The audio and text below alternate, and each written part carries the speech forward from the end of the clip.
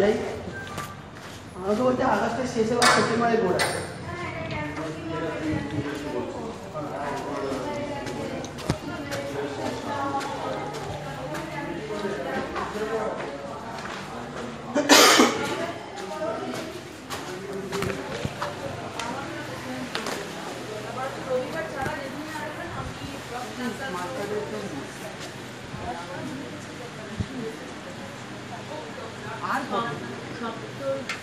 স্পর্শ হালদার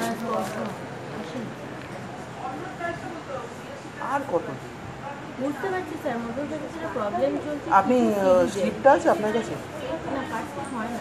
হ্যাঁ না 340 টাকার কি একটা স্লিপ আছে? ওই স্লিপটা আমাদের কাছে থাকে না স্যার, আমরা একবারে জমা দিই। কার কাছে থাকে?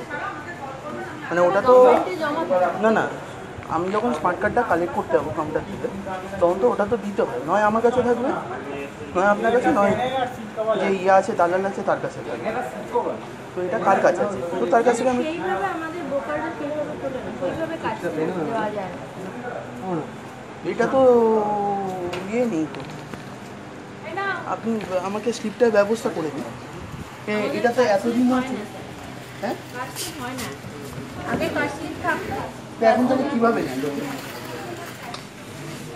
এখন তাহলে কীভাবে নেই?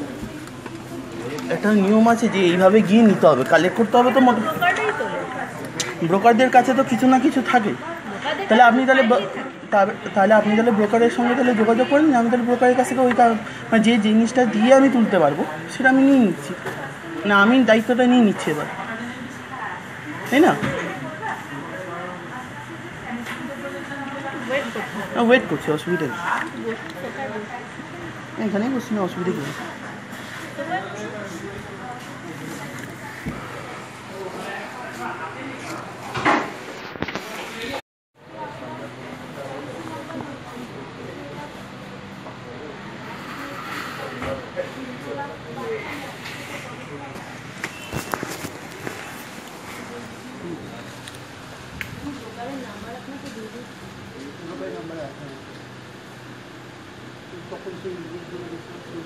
না না, চন্দনকে ফোন করে।